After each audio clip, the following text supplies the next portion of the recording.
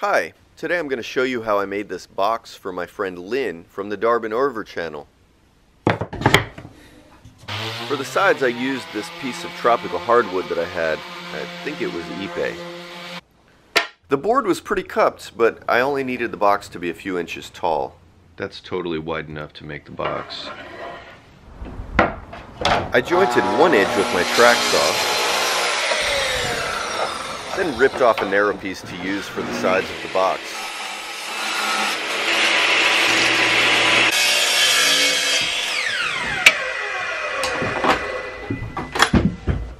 I used this box joint jig I made a while back. It uses a hardwood pin to align the workpiece over the dado blade. The first cut is made by placing the board up against the pin, then that notch is placed over the pin to align it for the next cut, and the process is repeated on down the line. I made test cuts with these scraps of plywood to calibrate the height and width of the blade.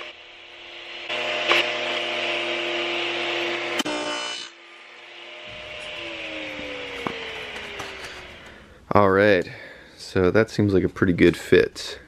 I could definitely lower the blade a little bit. I made some rough layout marks to remind me where to keep and where to remove wood on mating pieces.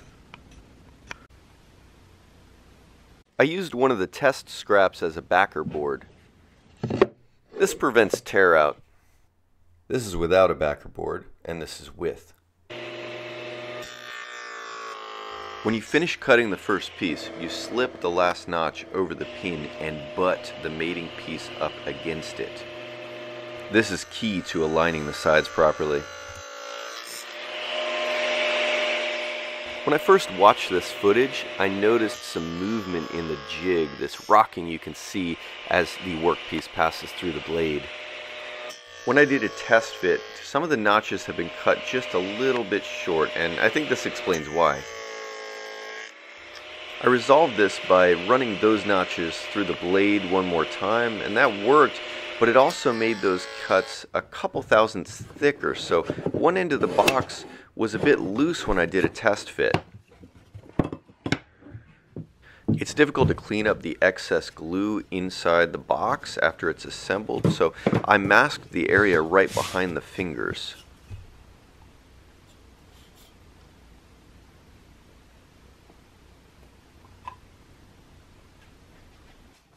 And on the end of the box that fit a little bit too loosely, I used epoxy for its gap filling abilities and added a little bit of brown dye to make it blend in.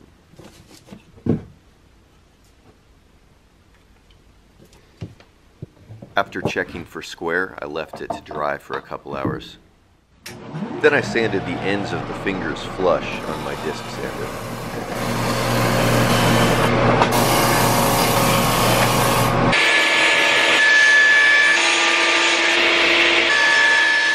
My table saw was just short of being able to cut all the way through the box, so I finished with a handsaw.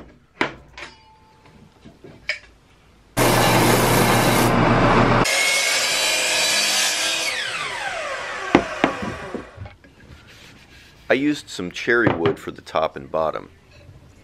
I really pushed it with the dry time listed on the label, as we needed to get on the road down to Corvallis to have dinner with Linn and Matt. The label said to clamp for at least 30 minutes to ensure a bond, and I clamped for exactly 30 minutes.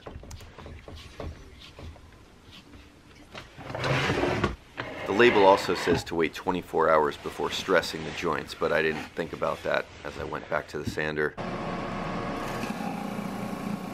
As I started sanding, I noticed that the lid pulled slightly away from the sides, so I quickly injected some glue and reclamped. I was able to rearrange the clamps as I worked my way around, blushing up each side.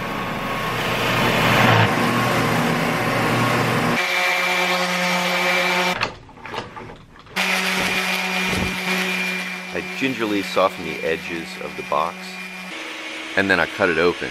This is always a fun moment.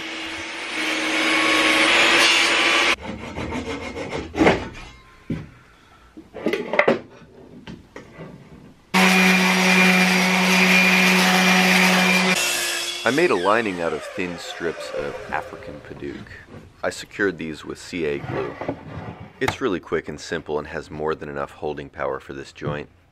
The beveled corners also keep the pieces locked into position. By this time we were really running late for dinner, so I didn't have time to put on a finish. In the car on the way down to Corvallis, I did recruit my girlfriend to apply a beeswax polish to the liner. This lets the lid slide on and off in a really satisfying way. Oh yeah, you need that. Oh, okay. When we got there, Linn gave me a little help with my thumbnail shot. Well, maybe a little come down a little bit. Okay. Like when you kind of go from the high.